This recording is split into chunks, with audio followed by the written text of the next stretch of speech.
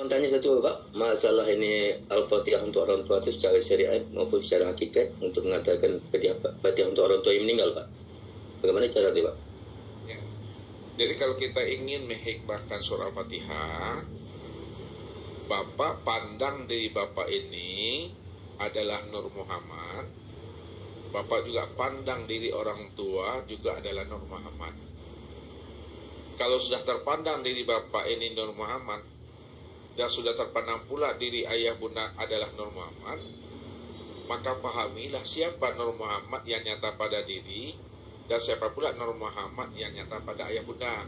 Rupanya Nur Muhammad yang nyata pada diri kita ini, inilah rahasia Allah dan inilah wujud Allah. Dan Nur Muhammad yang terpandang pada ayah bunda kita juga adalah rahasia Allah dan wujud Allah. Kalau sudah terpandang di situ, maka barulah Al-Fatihah kita itu sampai. Kenapa? Dari Allah, bagi Allah, untuk Allah. Ini yang disebut namanya nurun ala nur, cahaya di atas cahaya. Maknanya dalam penjabarannya, nyatalah cahaya Allah itu pada Muhammad. Maka Muhammad itulah cermin untuk memandang akan nyatanya wujud diri Allah. Itu yang pertama dan pemahamannya.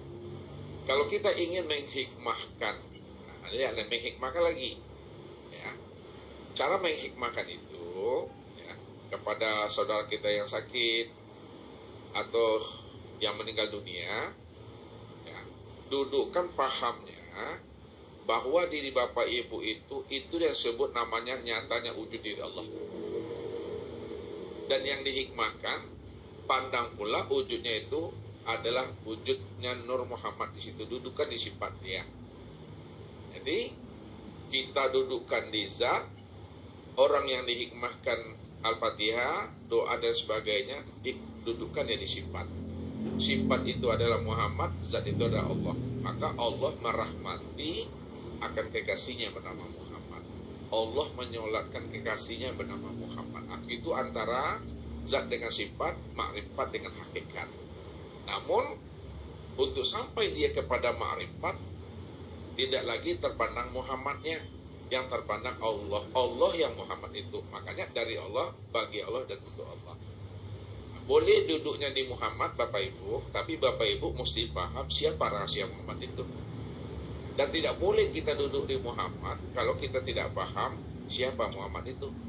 Apa sebabnya?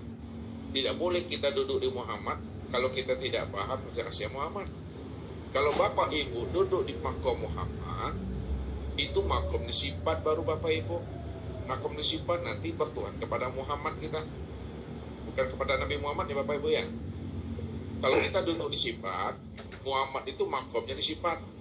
Jadi kalau hanya kita duduk di sifat, nanti bisa jadi kita bertuhankan kepada Muhammad, bertuhan kepada sifat. Oleh karena itu, pahamilah rahasia Muhammad itu tiada lain adalah nyatanya diri Allah. Walaupun kita sebut Muhammad, tapi kita sudah memahaminya bahwa Muhammad itu adalah rahasia nyatanya diri Allah itu. Siapa yang sudah memandang Muhammad, sudah sama memandang Allah.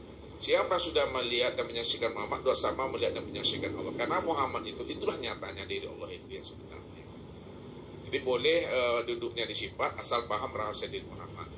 Nah, kalau kita langsung saja di zat, jangan bertubuhkan Muhammad, bertubuhkan Allah sajalah lagi di situ. Jangan bertubuhkan sifat, bertubuhkan zat sajalah di situ. Itu cara memahaminya Bapak Ibu.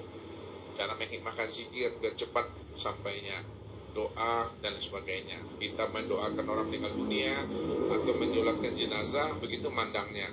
Pandang zat kepada sifat, pandang Allah kepada Muhammadnya. Allah yang menyolatkan kekasihnya, itu memahaminya zat dengan sifat. Gitu Pak. Terima kasih Ustaz. Yang